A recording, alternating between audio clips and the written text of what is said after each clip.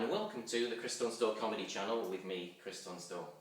Now, I always think the easiest thing to do in life is criticise the achievements of other people. It's much harder to create something original of our own.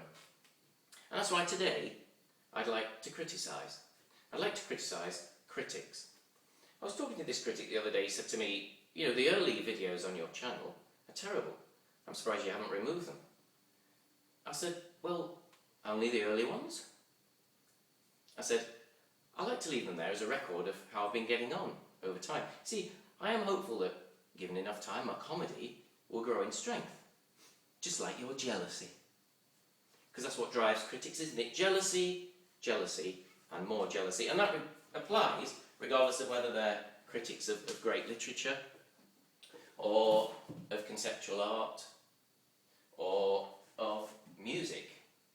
Oh, all my life I've wanted to play the Indonesian nose flute, but I've got no talent. What shall I do? I know what I'll do. I'll read every single book that's ever been published on the Indonesian nose flute, and then I'll write tons of essays and articles, I'll write books of my own, and eventually it'll look like I'm such a towering genius, I've risen above such trivialities as playing in public. Also, picking on sensitive, artsy-fartsy people will be an easy way to look tough. It's a little-known fact that the word critic and cretin share the same Latin root. But this is clear, not just from the fact that the words sound a bit similar, but also when we look at the definitions, because the definition of a critic is a professional judge of art, music and literature, and the definition of a cretin is a mentally retarded dwarf with a protruding tongue. And immediately the link between the two words critic and cretin becomes clear. Because that phrase, a mentally retarded dwarf with a protruding tongue, serves as a perfect metaphor for the nature of the critic. Because all critics are dwarfish in understanding, retarded in courage, but can't help drooling over the achievements of others. It's also a little known fact that there's nobody more sensitive to criticism than a critic. And that's why we must be careful as we go our way through life, so as not to trample on the delicate heartstrings of professional reviewers and columnists. So what's the matter, critic? Didn't you get enough love as a child? Did your mother not breastfeed you? Did she shut you out on the doorstep with a dog-eared copy of the Pilgrim's Progress and half a rusk so she could watch Home and Away? Is that why you're a critic? Did your father lock you in the larder with all the other obscure vegetables for being cack-handed with a cricket ball? And were you then bullied at school for reeking of last year's Spanish onions and mildew and maggot-ridden apples? Is that why you're a critic? Did your big sister tear up all your Beano comics and use them as bedding for her pet rabbits and to line the cat's litter tray and to mop up the poo her puppy left in one of your new sandals? Is that why you're a critic? And if you're one of those critics who's achieved some notoriety, you've probably started to believe your own lies by now. You probably spend your time now jet-setting around the globe, don't you? Injecting venom into the veins of hope and devouring the hearts of the creative. You're probably watching this from your hotel room right now, aren't you?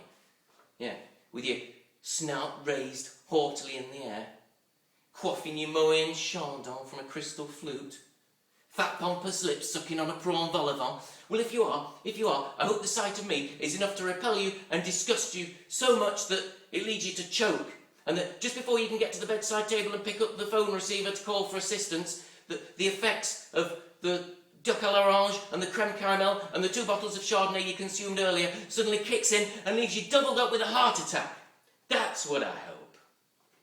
And why? Because it's your fault that Leonardo da Vinci was unable to complete most of his works of art because you knocked his confidence. It's your fault that Vincent van Gogh had to cut off his ear to escape your incessant rantings, and that the same incessant rantings drove Beethoven deaf.